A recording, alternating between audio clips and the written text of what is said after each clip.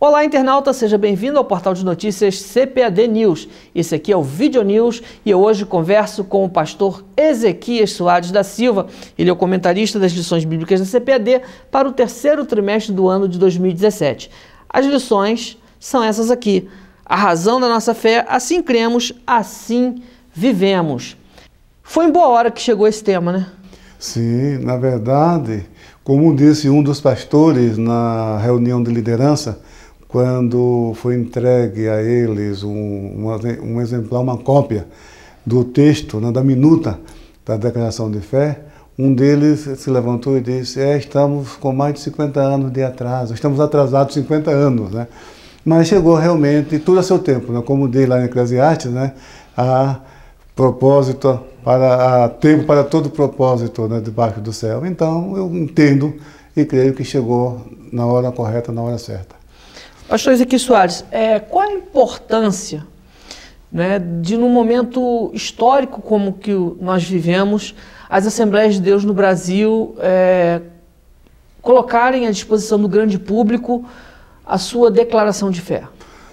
Olha, a importância é basicamente a unidade, porque a unidade doutrinária, porque a declaração de fé, ela não manda nada. Então, a comissão teve muito cuidado na redação para não dizer assim, olha, o cristão deve fazer isso, ou deve fazer... Não, não, não. Aquilo é um resumo, um conjunto das nossas crenças e práticas. Aquilo que os nossos pais trouxeram quando o Evangelho, a Assembleia de Deus chegou no Brasil, e agora foi colocado isso de maneira sistemática, de maneira lógica, e o objetivo é manter a unidade doutrinária, porque a igreja cresceu muito num país continental como esse. E de vez em quando a gente vê ensinos heterodoxos e fica uma coisa solta, entendeu? Então há necessidade de se conhecer a doutrina oficial da Assembleia de Deus. Então, a necessidade era uma necessidade urgente, imperiosa, e chegou a hora. Então agora nós temos, quer dizer, nós não inventamos nada, a comissão não inventou nada, o que está ali na declaração de fé é exatamente aquilo que nossos pais trouxeram, é que não tínhamos os eixos de maneira organizada, sistemática, e às vezes uma pessoa até com boa intenção, mas sem conhecimento, e traz para o púlpito um assunto que está completamente diferente daquilo que nós cremos e praticamos. Aí está a importância dessa declaração de fé, porque também protege a igreja das heresias, das seitas. Aí temos um padrão doutrinário, aí temos um estudo para os candidatos ao batismo, temos ensino para as igrejas. O pastor pode, ali são tantos temas que ele pode usar cada semana um tópico daquilo, aí vai levar muitos anos até voltar ao primeiro tópico. Então, tem a sua múltipla aplicação na vida da igreja. Aí está a importância também da nossa declaração de fé. Essas lições bíblicas que a CPAD disponibiliza agora para o terceiro trimestre, que o senhor belamente comentou, elas começam com inspiração e autoridade da Bíblia. Por que logo de cara esse tema? Porque a Bíblia é a fonte primária de tudo aquilo que nós cremos e praticamos. E a autoridade da Bíblia está na sua origem divina. Deus que inspirou. Então a Bíblia é a palavra de Deus. Nisto está a autoridade das Escrituras Sagradas. E ela é a fonte da nossa fé, das nossas crenças e práticas. Tudo aquilo que nós cremos, tudo aquilo que nós praticamos, nós nos norteamos pelo ensino da Bíblia Sagrada. Então ela deve começar. Você vê os tratados teológicos, teologia sistemática, é muito raro ver um deles que não começa com as Escrituras Sagradas, porque é a base, é a fonte. Então se a gente fala de Deus, é onde é a fonte. Se a gente fala de Jesus, com que autoridade? Se a gente fala, não, Jesus ressuscitou dos mortos, onde está escrito? Ou como você sabe disso? A Bíblia. Mas como você sabe que é verdade? Porque ela é a palavra de Deus, porque ela é inspirada. Então, o começo deve ser pela Bíblia Sagrada, que é a palavra de Deus, porque ela é a fonte. As lições bíblicas do terceiro trimestre, elas tratam do tema Trindade. Talvez seja um dos temas mais difíceis e mais complicados das pessoas entenderem. O que o senhor tem a dizer sobre isso? A dificuldade, sabe por quê? É o termo pessoa que nós usamos para o Pai, pessoa do Filho e pessoa do Espírito Santo.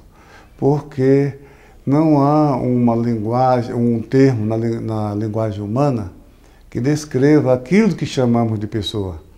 Então, quando a gente fala de três pessoas e um só Deus, vem logo à mente três seres humanos, lado a lado. E não é isso. Então, você vê que os pais capadócios, Basílio de Cesareia, Gregório de Nissa, seu irmão, Gregório de Nazianzo, eles não usavam o termo pessoa. Tertuliano foi quem usou o termo pessoa.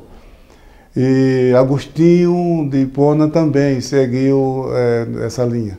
Mas os pais capadócios, eles chamavam de hipóstases. Então ele fala uma ousia em três hipóstases. Quer dizer, uma essência. Então, o que é uma hipóstase? Hipóstase significa forma de existência. É isso.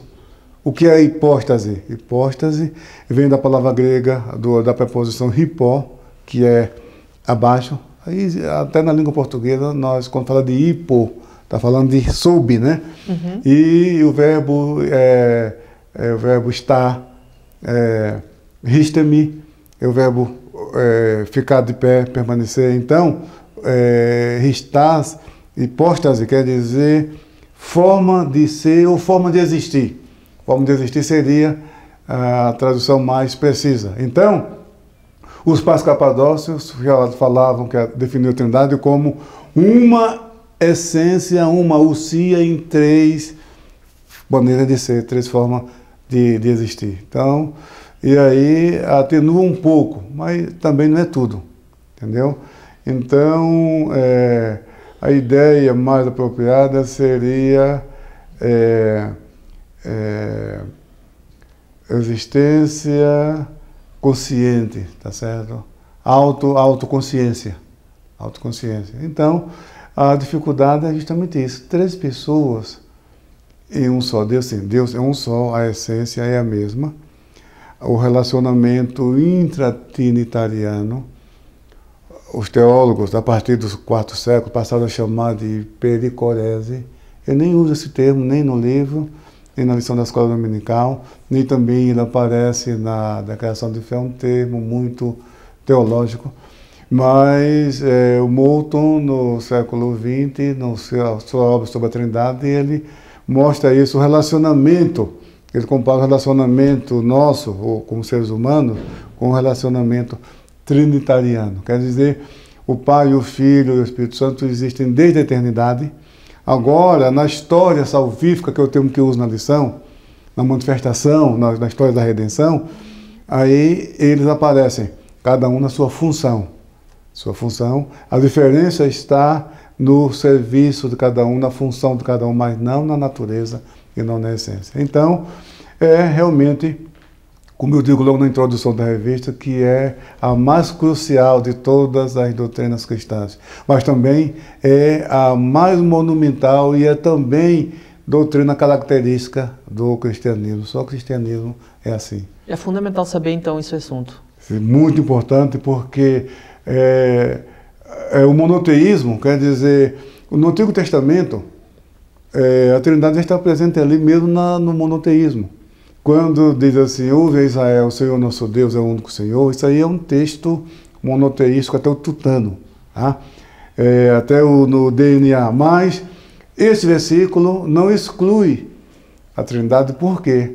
Porque a palavra errade que aparece ali, Shema Israel, Adonai Eloheinu, Adonai Errade. Esse errade, que é unidade, único, é uma unidade composta. Entendeu? Então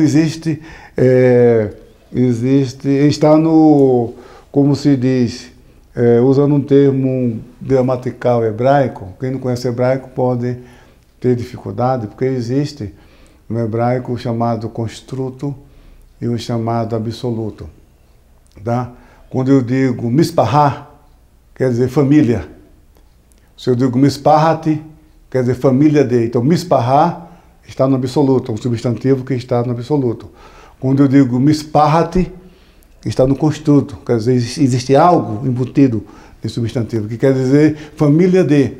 Então, o errado ali, ele está no construto, significa que existe algo a mais no termo errado. Então, aí, a Trindade pode se inserir aí sem contradizer a unidade de Deus, sem contradizer o monoteísmo. Então, a Trindade, resumindo, seria o seguinte: o Novo Testamento tornou explícito o que estava implícito no Antigo Testamento, por causa da manifestação do Filho de Deus e do Espírito Santo. Então isso se aclarou.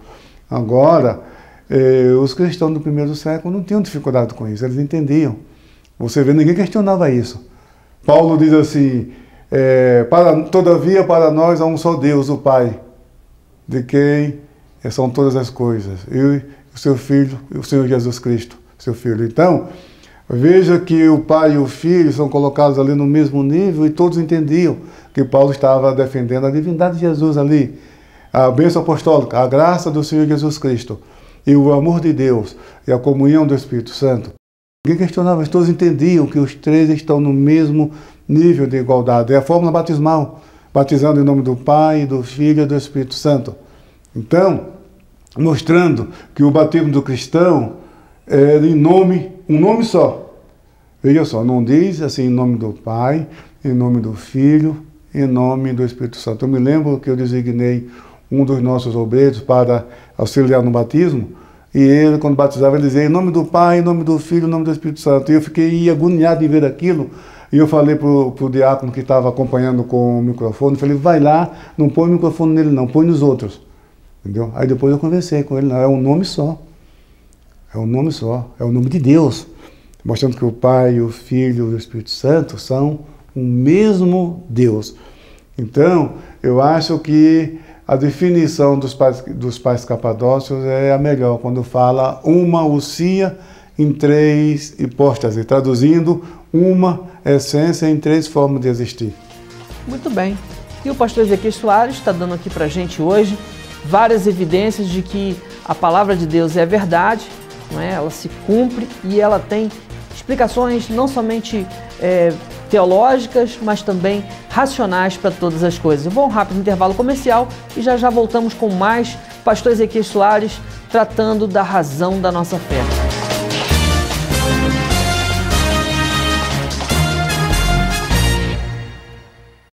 Os pentecostais proclamam um Deus que é próximo, um Deus cujo poder pode e deve ser experimentado aqui e agora. Biblicamente embasado, historicamente preciso, teologicamente consistente. Pentecostes, essa história é a nossa história, de Robert Menzies. Peça já o seu, um produto com a qualidade CPAD.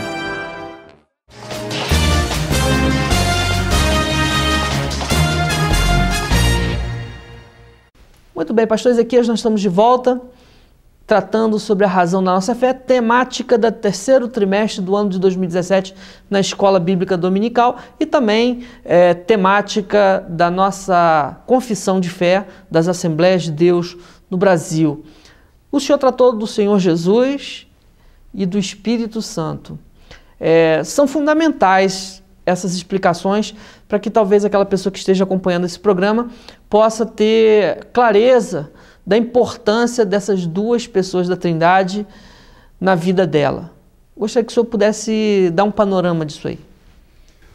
Jesus, quando ele disse que quem diz os homens ser o Filho do Homem, lembra dessa passagem lá em Mateus 16? E cada um deu uma explicação.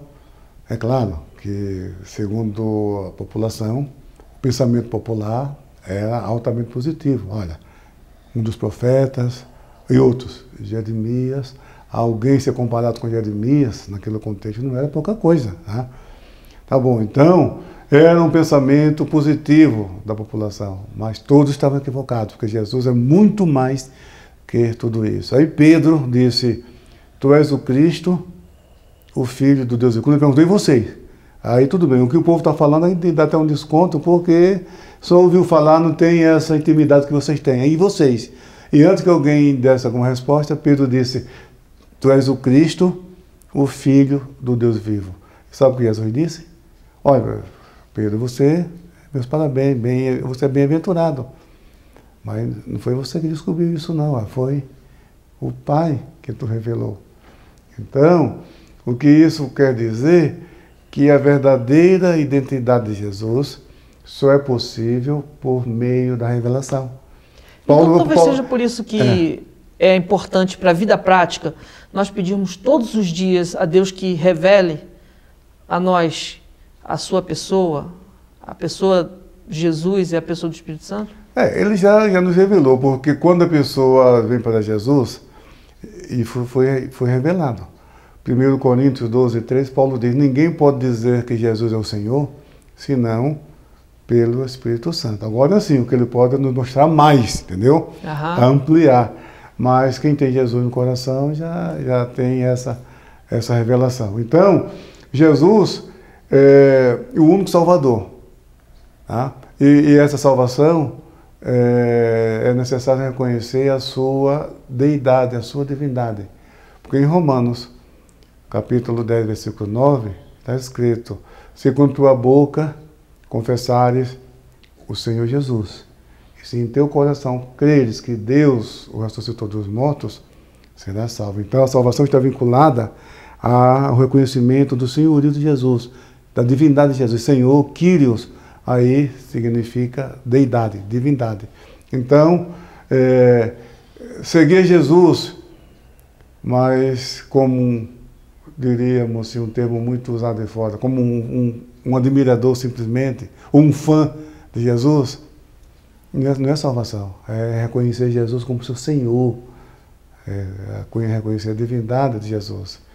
Então, é muito importante, Jesus somente Ele é assim, é o único que é verdadeiramente Deus, verdadeiramente homem, e por isso que Ele se torna a personagem mais controvertida da história, porque só Ele é assim, somente Ele é Deus e somente Ele é humano.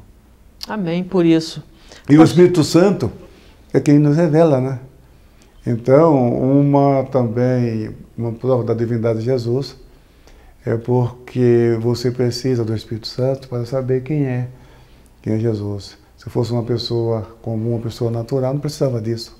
Isso revela a divindade de Jesus e o cristianismo é a única religião do planeta que tem o Espírito Santo, porque Jesus nos concedeu.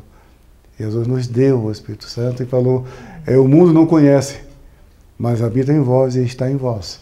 Isso que é fantástico no cristianismo. É extraordinário. Né? Que o Espírito Santo é Ele que nos guia na verdade, é Ele que nos convence de todas as coisas e, acima de tudo, é Ele que nos vai todos os dias convencendo da... Não sairiam do lugar, estariam patinando a vida inteira sem o Espírito Santo. Agora, outra coisa interessante, que muitos não sabem, aquilo interessante que o pastor George Wood, presidente da Convenção Americana, a Convenção da Assembleia de Deus, numa entrevista à revista Christian Today, ele explicou sobre isso porque os tradicionais, aqueles que nos criticam às vezes, dizem que nós colocamos o Espírito Santo no lugar do Senhor Jesus. E ele explicou com muita clareza que isso não é verdade. Tá? Então, foram 4 itens, e um deles foi isso aí que ele refutou com clareza, com elegância, com fundamentação bíblica, com base também na nossa experiência pentecostal. Então, o cristianismo ortodoxo, a igreja ortodoxa grega ou o cristianismo oriental, eles realmente dão muita ênfase ao Espírito Santo. Nos templos cristãos, geralmente se vê uma cruz representando Jesus. A igreja católica tem a cruz com a imagem de Cristo, as igrejas protestantes têm a cruz vazia, né? Porque Jesus já ressuscitou dos mortos, não está mais na cruz, então a cruz está vazia. Muito bem, essa conversa está muito boa. Nós vamos a um rápido intervalo comercial e já já voltamos aqui no Video News, no seu portal de notícias CPAD News. Fique com a gente.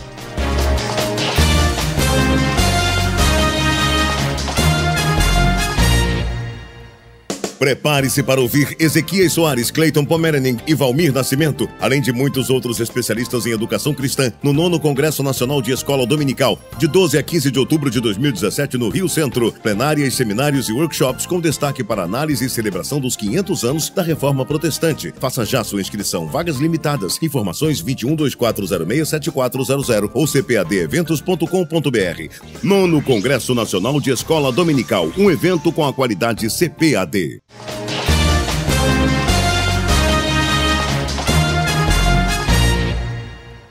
Pastor Ezequias, nós falamos no bloco anterior sobre a Trindade, sobre Jesus, sobre o Espírito Santo, mas nós temos também nessa temática, a razão da nossa fé, uma situação muito interessante que é a igreja, sua natureza, né, a sua função social, e temos também uma temática que é muito pouco falada, que é a necessidade da santificação. Eu acho que tem uma relação muito próxima, igreja com santificação. Gostaria que o senhor esclarecesse um pouco sobre isso. A igreja é o corpo de Cristo. Corpo místico, corpo espiritual de Cristo. Paulo diz que o cristão é templo do Espírito Santo. Lá em Efésios, no capítulo 2, fala que é a morada de Deus em espírito. Então, olha, se é a morada de Deus, se Deus é santo, e ele mesmo disse, sede santo, porque eu, o Senhor vosso Deus, sou santo. Então, a vida cristã é uma vida de santidade. E isso, quando o pecador se converte, ele é santificado ali. Aquilo que na lição nós colocamos, fala da santificação posicional no momento. Mas só que ela também é progressiva, que é a santificação real. Muito bem. Agora o que acontece que há na igreja pessoas muito fervorosas que vivem uma vida de santificação, há outros que não ligam muito, mas estão na igreja, nasceu de novo, é crente em Jesus. Então, porque essa santificação ela é progressiva, uns desenvolvem mais do que outros irmãos, mas o que acontece é que todos são santos. Então, aquilo que eu estava falando do apóstolo Paulo, ele se dirige aos crentes nas suas epístolas, pode observar na introdução, que é quase uma introdução padronizada, e chama os crentes destinatários de suas epístolas, chamam de santos, santificados em Cristo. Agora, em Corinto, ele chama, às vezes, ali no capítulo 3 de 1 Coríntios, ele chama alguns irmãos de carnais.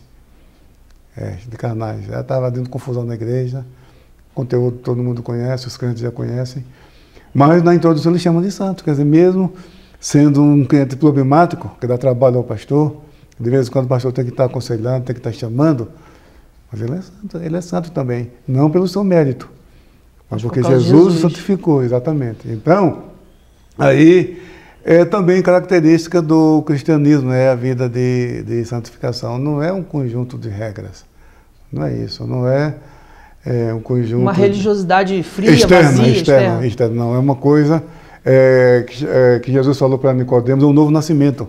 Nasceu de novo, lá em Hebreus fala que é como criança que necessita do leite racional. É uma nova criatura. Se alguém está em Cristo, nova criatura é, as coisas velhas passaram, eis que tudo se fez novo. Então, agora essa pessoa que se converteu passa a ser membro da família de Deus. Por isso nós chamamos de irmão. Aí no mundo chama a pessoa pelo nome, tá, mas vem para a igreja, aceita Jesus, vem até a frente. Ô irmão, pai, é membro da família de Deus. A igreja é a família de Deus, membro de um mesmo corpo. Isso é significativo, isso é muito importante. E outra coisa também é que ninguém no mundo nasce cristão. A Bíblia diz que todos pecaram e destituídos estão da glória de Deus. Mesmo uma criança nascida num lar evangélico, instruído na palavra de Deus, criado na escola dominical, cresce com o temor de Deus. Isso é muito importante, é uma herança espiritual extraordinária, mas elas, a pessoa individualmente, precisam de sua própria experiência com o Senhor Jesus. Entendeu? Isso é característica, as religiões por aí não são assim. E a pessoa se filiou à religião, está tudo bem. Não é isso que Deus quer. Não, Deus quer é a comunhão com as criaturas inteligentes, né? Isso é muito importante. Interessante também, pastor, eu não sei se o senhor tem essa impressão, mas Deus faz tudo o tempo todo para resgatar o ser humano, para aproximar-se do ser humano, a despeito até muitas vezes do ser humano ignorar a ação divina, né? Como é que o senhor vê isso aí numa perspectiva de transformação da vida da pessoa? Olha, na verdade, a única coisa que o pecador faz é simplesmente aceitar que isso não é mérito. Tudo é obra de Deus. A salvação é obra do Deus Trino. Pai, o Filho e o Espírito Santo, cada um na sua função. E o Espírito Santo é que nos ilumina. Quando a pessoa vem para Jesus, é porque, ainda que inconsciente, foi o Espírito Santo que mostrou para ela que ela precisa de Jesus. O Espírito Santo nos mostra que somos pecadores, que temos necessidade de uma mudança de vida, de uma transformação. E isso se chama regeneração. Então, é obra do Espírito Santo, é Deus que atua, é Deus quem faz a obra, e nós simplesmente aceitamos. Isso não é virtude. É importante que se saiba disso, porque há alguém por aí dizendo que Deus escolhe, Deus arrasta, coloca a salvação como algo coercitivo, ainda que a pessoa não queira, mas Deus escolheu antes dos tempos dos séculos, então não é, isso não é bíblico, não tem fundamentação bíblica. Então a graça, ela é irresistível sim, a pessoa pode recusar, e há inúmeras passagens na Bíblia que provam isso, que mostram isso, que a pessoa pode recusar sim. Pode salvação. Não querer realmente. Jesus disse que Jerusalém rejeitou. Quantas vezes eu quis ajuntar, como a galinha junta os pintinhos debaixo das suas asas, e vós não quiseste? Está daí, recusando. Estevão disse, vós sempre resistis ao Espírito Santo. Então, isso se chama livre-arbítrio. Livre-arbítrio. Só que o livre-arbítrio ele foi realmente, não é mais aquele livre-arbítrio antes da queda de Adão. Não, ele foi afetado pelo pecado. O livre-arbítrio foi pecado, mas o livre-arbítrio existe ainda no ser humano. A imagem de Deus no homem, ela não foi aniquilada, ela foi desfigurada, mas existe ainda a imagem de Deus no ser humano. Muito bem. Pastor, eu percebo aqui que nas lições que o senhor comentou, essas lições que você pode ver aqui em minha mão, que o senhor termina o trimestre falando sobre a família, a importância da família, e o senhor também ressalta ataques que a família vem sofrendo nesse tempo presente. O que o senhor ressalta de importante para que aquela pessoa que está acompanhando nosso programa possa guardar no coração? Mas sabe que o que aconteceu na verdade? Eu entendo, eu creio que a declaração de fé, que foi homologada agora pela 43ª Assembleia Geral Ordinária da Convenção Geral, ela existe por causa da família, porque a primeira tentativa, a primeira ideia sobre o assunto foi justamente por causa da família. Eu fui convidado como presidente da Comissão Apologética para participar de uma reunião do Conselho de Doutrina, juntamente com o Conselho Jurídico. Eu fui para a reunião, não sabia o assunto de que se tratava. Quando eu chego lá e vejo a pasta, lá com a pauta da reunião, aí eu vejo que realmente era a necessidade do cremos. Começou com o cremos, daí que surgiu a ideia da confissão de fé, que é a nossa declaração de fé.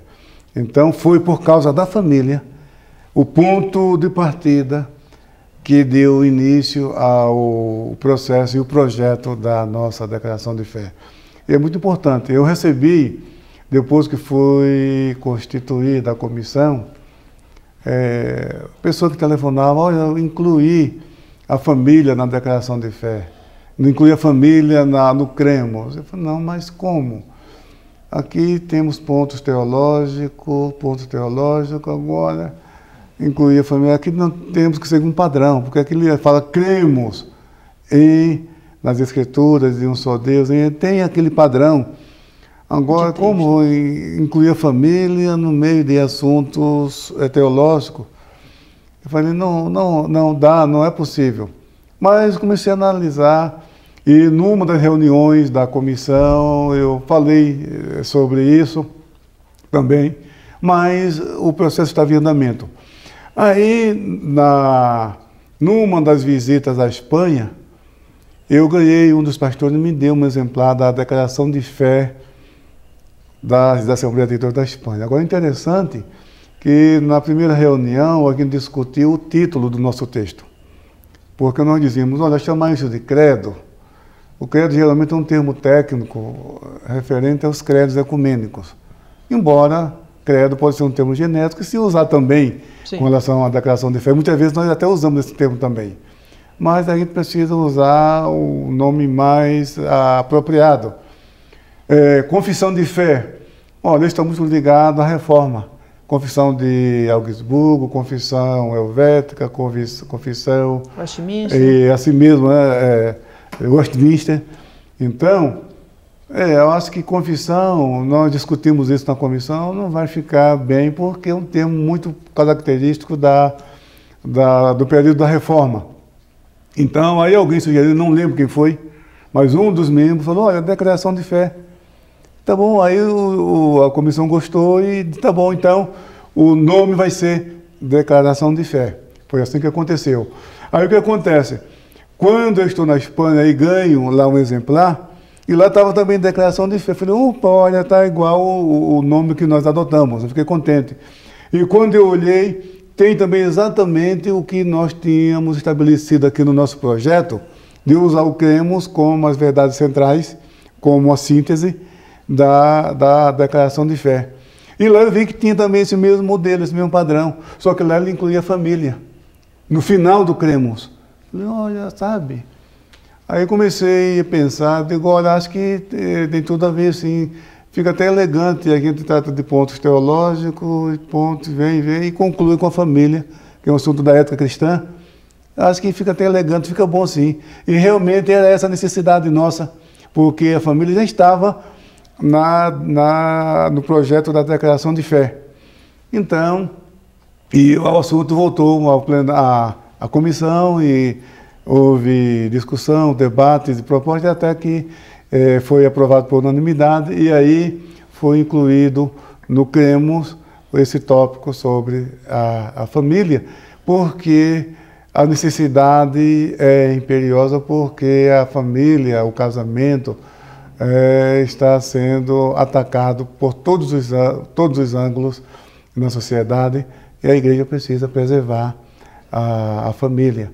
Então, é um dos pontos principais da nossa declaração de fé, a família.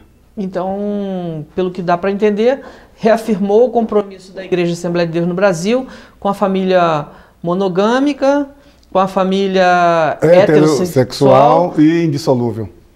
Muito bem. Então, a família foi o tema que começou e terminou o tema, né? Porque foi por causa da família que surgiu a necessidade dessa reunião, de tratar desse assunto. E é o capítulo 24, o último capítulo da nossa declaração de fé, e também o último capítulo do livro, a última lição do trimestre. Nossa fé. Entendeu? Então, eu entendo que fechamos com chave de ouro.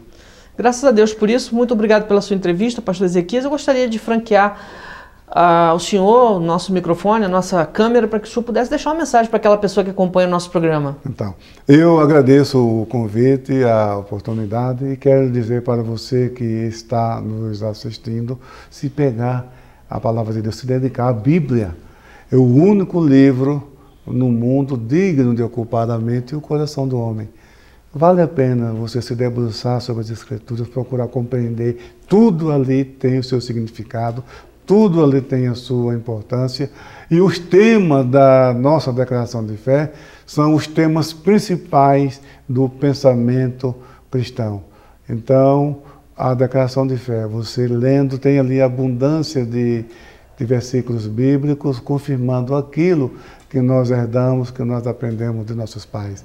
Isso é muito importante, é a mensagem para todos os cristãos que têm a sua Bíblia, que amam a sua Bíblia e quer conhecer, porque é muito importante você saber responder com segurança a razão da fé que existe, da razão que há em nós, da nossa fé. Isso é muito importante.